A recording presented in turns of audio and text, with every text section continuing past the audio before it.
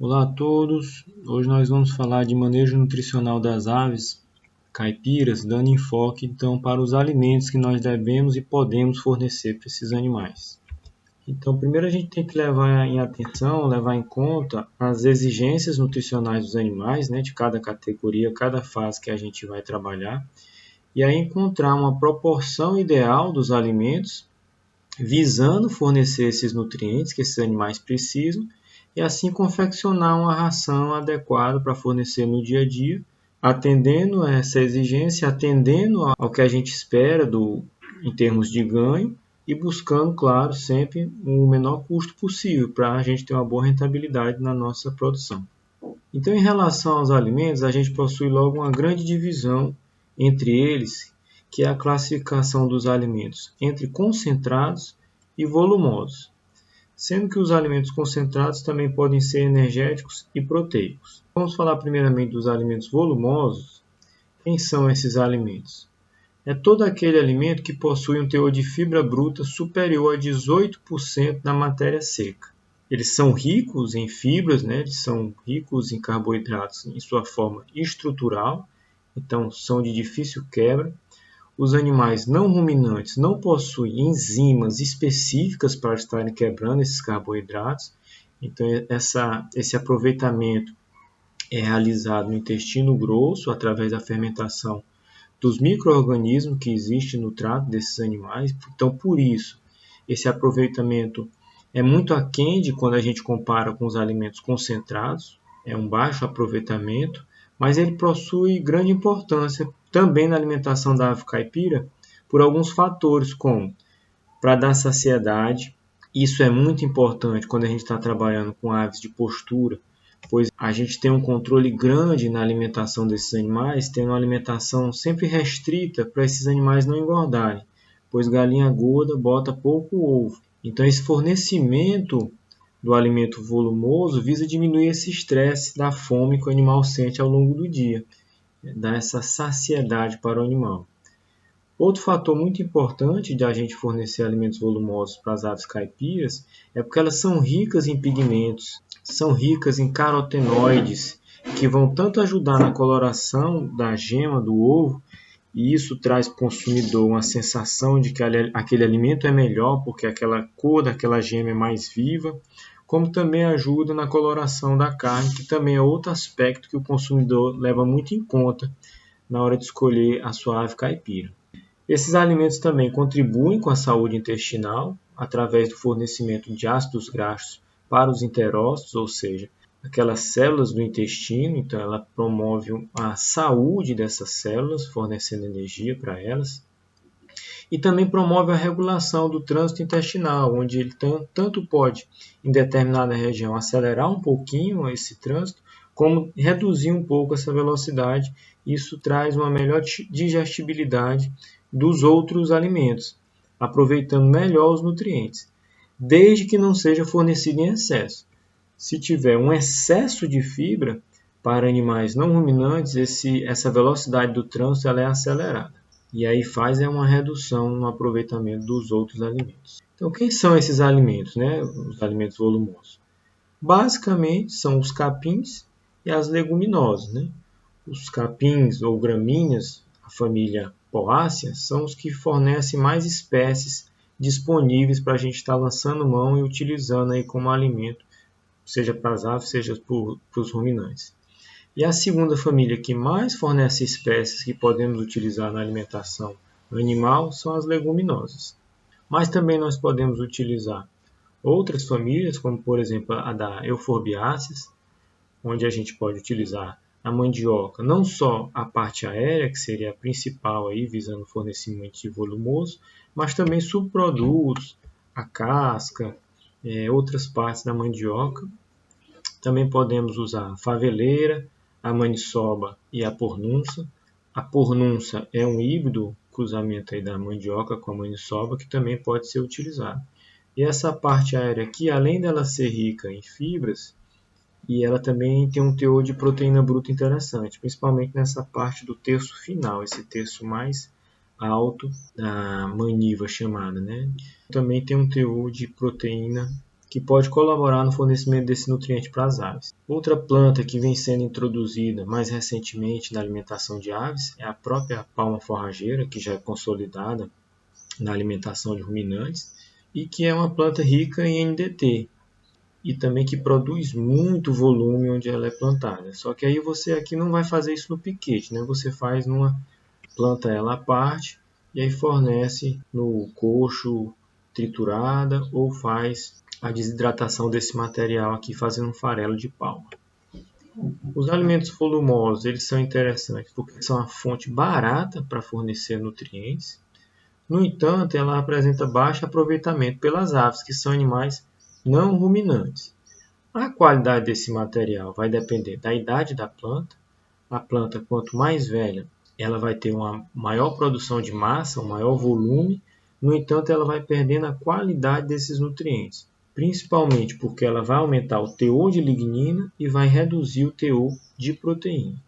As partes da planta também são interessantes que a gente observe, porque as partes mais tenras, as partes mais folhosas, em detrimento de partes como caule e talos, essas partes mais tenras são mais ricas e de melhor aproveitamento pelas aves. Por isso também nós devemos buscar gramíneas que possuam uma alta relação folha-como, ou leguminosas que possuem uma maior proporção de folha em relação ao caule. Também devemos buscar plantas que tenham alta densidade de produção de matéria seca e que tenham bom teor de nutrientes digestíveis totais, além também de um nutriente que é o mais caro na produção animal, que é um bom teor de proteína bruta. Claro que a gente não vai imaginar isso aqui que vai resolver o fornecimento de nutrientes para esses animais. Nós estamos falando de animais não ruminantes. Esse aproveitamento é muito baixo, em torno de 1/4 é aproveitado só e 3/4 são perdidos. Então isso aqui seria mais como um complemento, uma suplementação, além de outros objetivos que a gente já relatou e que também a gente ainda vai relatar mais alguns. Então, quando a gente for montar uma pastagem para aves, a gente tem que dar preferência a gramíneas de porte médio ou baixo. Gramíneas muito altas e de talo grosso, a ave não consegue fazer o corte desse talo, não consegue aproveitar, além de que um pasto muito alto inibe que o animal penetre na pastagem e aproveite esse pasto de maneira mais regular. Ela vai então se concentrar naquelas áreas mais próximas do galinheiro e vai ficar consumindo aqueles brotinhos mais tenros. E ele vai até ele matar aquela planta ali daquela área. E vai subaproveitar o resto da massa da pastagem. Então é melhor que esse pasto seja de porte de médio a baixo para ele também ser melhor aproveitado. Se eu quiser utilizar gramíneas de porte alto, eu faço então uma capineira à parte e faço esse fornecimento dessa gramínea no coxo, igual eu faria para um animal ruminante. Dá também preferência a capins estoloníferos e ou rizomatosos, por conta desse hábito da ave, dela ficar ali próxima do galinheiro, você tem que procurar uma gramínea que seja bastante resistente, que suporte esse pastejo e evite que a ave mate através do consumo do meristema apical. Então essas gramíneas têm uma maior capacidade de rebrote e são mais difíceis que a ave chegue a matá-las. Então, as gramíneas mais interessantes realmente são as gramíneas do gênero Sinodon, com destaque aí para o Tifton, Costicrosa e Estrela Africana, mas também por terem essa grande capacidade produtiva, eles são também capins bem exigentes, então deve ser feita uma preparação do solo para atender esses capins aqui e eles conseguirem dar todo o seu potencial. Outros capins que podem ser utilizados são o capim búfalo, pangola, os pânicos de maneira geral e outros capins e ramas nativas. Mesmo se você não tiver capim nenhum, você deve ter a área de piquete para ela pastejar, buscar essas ramas nativas, ou mesmo bichinhos que tem no campo e até para ela fazer o seu banho de areia. Capim para você fazer a capineira, para você não colocar no pasto para elas pastejarem, são os diversos gêneros do capim-elefante, né, que são altamente produtivos, mas dão um capim grande do talo grosso que ela não consegue consumir. Aí você faz ele na capineira.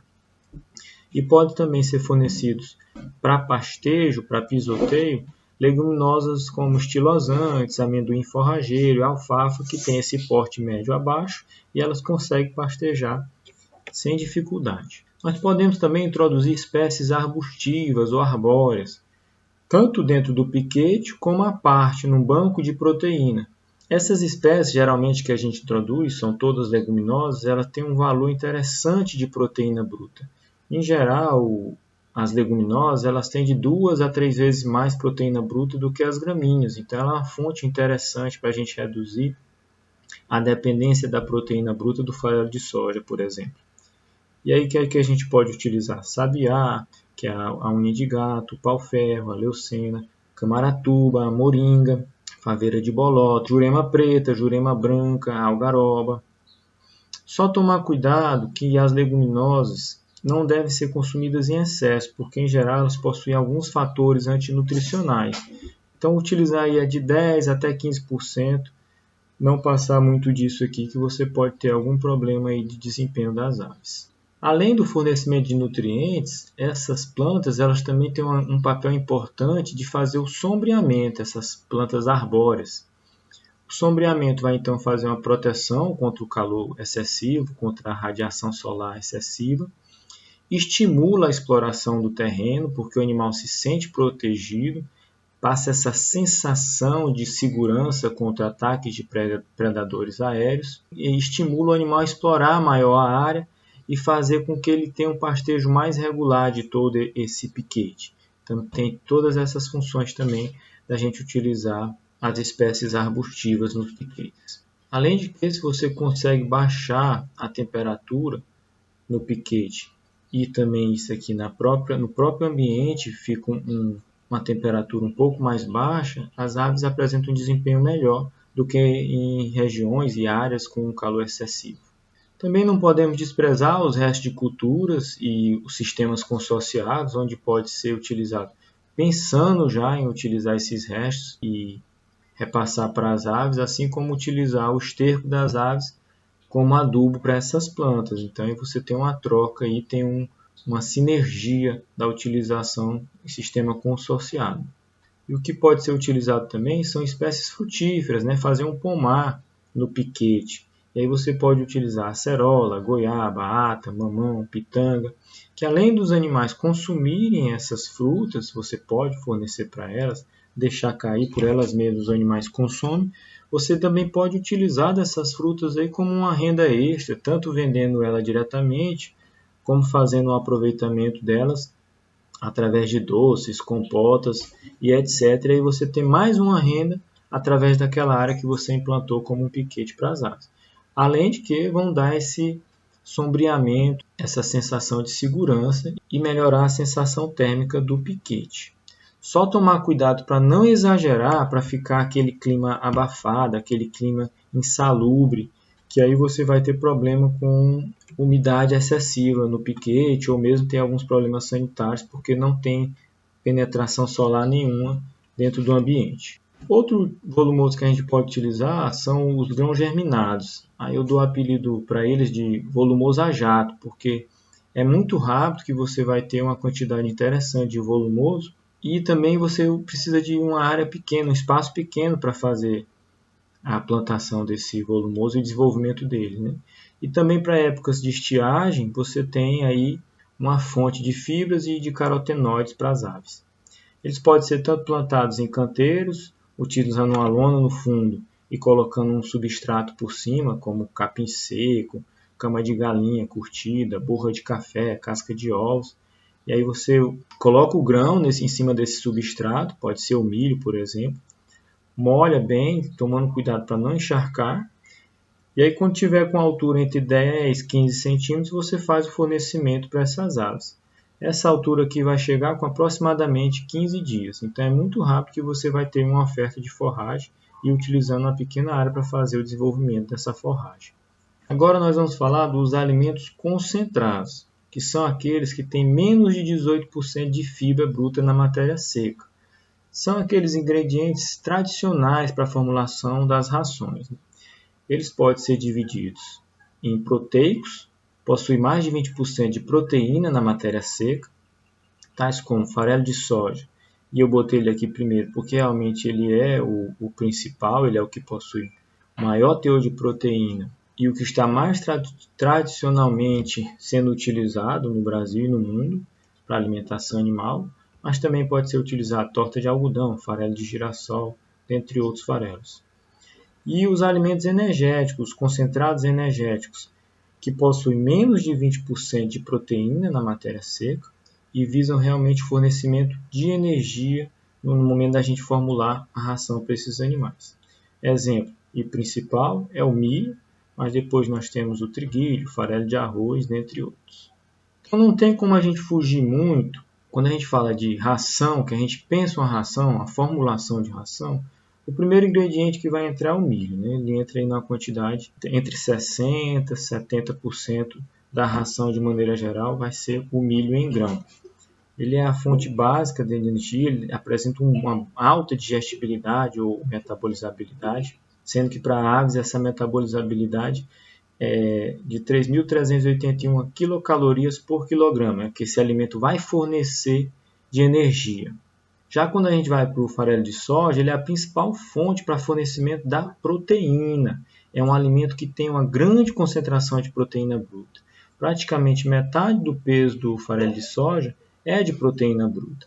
Aproximadamente aí, nós temos vários tipos, tem a de 45, tem a de 48, e antigamente chegava mais a de 42, hoje está chegando mais até essa melhor aqui, de 48% de proteína bruta. Ah, mas só tem farelo de soja e milho? Não, tem muito alimento que pode ser utilizado. E aí você tem que procurar na sua região quais são esses alimentos e quais são os nutrientes que ele pode fornecer. E aí você vai buscar fornecer para os seus animais para atender às exigências dos seus animais. Então aqui nós temos só alguns aqui para mostrar para vocês. Açúcar, algaroba, algodão, amendoim, arroz, quirera, biscoito, cana-melaço, melaço em pó, farelo de canola, farinha de carne e ossos, farelo de coco. Então vocês veem que são diversos alimentos que podem ser utilizados e às vezes a gente fica preso lá no milho e na soja. Mas se tiver na região esses alimentos, vocês podem, não que substitua tudo, mas você pode reduzir a dependência do milho e farelo de soja através da inclusão desses outros ingredientes na formulação da ração. E aí você tem que ir observar, no momento da formulação, a proporção de nutrientes que cada ingrediente está fornecendo. Então, aqui, por exemplo, nós temos o farelo de soja de 48%. Quanto é que ele tem de matéria seca? 89%. De proteína bruta, 48%. Qual é o coeficiente de digestibilidade para aves? 91,4%, tem uma altíssima digestibilidade. Se eu for trabalhar com suínos, quantos por cento da proteína bruta é digestível? E é importante, no momento da gente for formular nossas ações, que a gente atente qual é a base que está sendo utilizada lá da exigência e qual é aqui a base que eu vou utilizar do nutriente, para bater uma coisa com a outra. As coisas têm que se conversar. Então você tem que conhecer a exigência, aí eu venho aqui no ingrediente, conheço o ingrediente e tento fazer uma proporção desses ingredientes para fornecer, atender a exigência que está sendo solicitada pelo animal. Aqui só para continuar, para vocês verem também a energia bruta do farelo de soja, tem uma energia bruta muito alta, mas quando você vai ver a metabolizabilidade para aves, já cai bastante, né? Já fica menor do que a do milho, que a gente citou anteriormente. E aí você vai montando o seu rol de ingredientes que você pode utilizar e o que esse ingrediente vai fornecer de nutriente. Isso é o principal.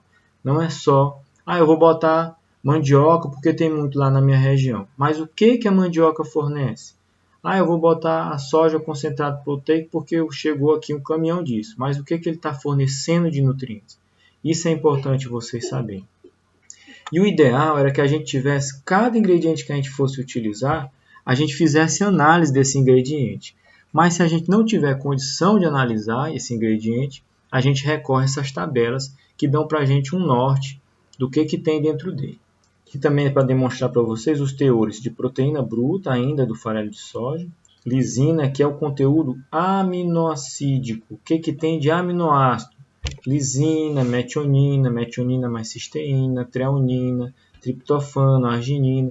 Então a gente pode, se a gente for um pouco mais atencioso, a gente pode então fazer um balanceamento melhor das nossas rações para atender às exigências dos nossos animais. E hoje em dia nós temos esses aminoácidos aqui que a gente pode encontrar no comércio, esses aminoácidos sintéticos, onde a gente coloca simplesmente o aminoácido e ele já é o nutriente em si que eu estou querendo fornecer. Como ele pode vir também embutido, hoje nós temos também premix e núcleos comerciais que podem fornecer esses conteúdos aminoácidicos, fica mais fácil para o produtor. Outros ingredientes que a gente tem que estar atento são os minerais, onde os principais e que vão entrar em maior proporção, sem dúvida, são o cálcio, o fósforo e o sódio, mas também temos que estar atentos se estamos atendendo cloro, potássio, enxofre e magnésio. Isso você pode fornecer diretamente ou através dos produtos comerciais, como eu falei para vocês, os núcleos e os premix. E quando a gente fala de núcleos, eles vão conter os macros e os microminerais. E os premix, em geral, eles só vêm os microminerais ou as vitaminas ou os aminoácidos, ou eles podem estar somados. E aí você tem que estar atento ao que está vindo aí, para ver se realmente você está fornecendo o que aquela ave precisa. E, em geral, os microminerais, ferro, zinco, flúor, molibdênio, cobre, silício, iodo, manganês e outros também que podem vir, selênio, por exemplo, eles geralmente vêm nos premix de microminerais. Você tem essa alternativa de recorrer aos premix ou os núcleos, fica mais fácil de você confeccionar as rações de vocês. E aqui é só mostrando que já existe trabalhos que comprovam o nível de exigência de cada vitamina, que vem corroborar com o que eu falei na aula de exigência nutricional, que a gente sabe exatamente o que a ave precisa de praticamente tudo em cada fase da vida dela. E aí fica mais fácil a gente atender o que ele precisa para ele ter o melhor desempenho possível. Então, aqui a vitamina A, vitamina D, vitamina E, vitamina K, B1, B2 e assim por diante. E aqui alguns minerais. O que a gente pode incluir também na ração é o óleo vegetal. Ele vai vir na intenção de complementar a energia, porque ele fornece 2,25 vezes mais energia que o carboidrato. Então, se eu montei lá minha ração e eu percebi que está faltando energia, e eu não tenho mais espaço na minha composição centesimal, e aí eu entro com o óleo vegetal, que eu consigo atingir essa energia para atender a exigência do animal. Mas ele também tem a vantagem de diminuir a pulverulência, ou seja, ele diminui o pó, solta menos pó, porque ele faz essa umectância da ração. E ele também melhora a palatabilidade. Isso não é tão importante para aves, porque a ave ela come muito mais pelo visual, mas isso aqui para outras espécies é importantíssimo. O óleo também diminui a frequência e a intensidade dos movimentos peristálticos e assim melhora a digestibilidade dos outros nutrientes, dos outros ingredientes, dos outros alimentos. E aí, em geral, o mais utilizado é o óleo de soja, mas dependendo da região pode ter algum óleo mais em conta, como óleo de girassol, óleo de algodão. E existe também os óleos que passaram por menos processamento e são assim até mais em conta, que é o caso do óleo bruto e o óleo degomado. E você vai encontrar isso aí nas empresas que fazem processamento de óleo. E como considerações finais que eu deixo para vocês é que o técnico deve conhecer os alimentos disponíveis na região, em quantidade e qualidade, e o preço, de forma a confeccionar rações nutricionalmente adequadas e buscando o menor custo, pois o custo com a alimentação implica diretamente na rentabilidade de qualquer atividade agropecuária. Quando a gente fala em produção animal, a gente tem que se preocupar com a alimentação, pois é um dos maiores custos embutidos na atividade. Por hoje era só e até a próxima aula.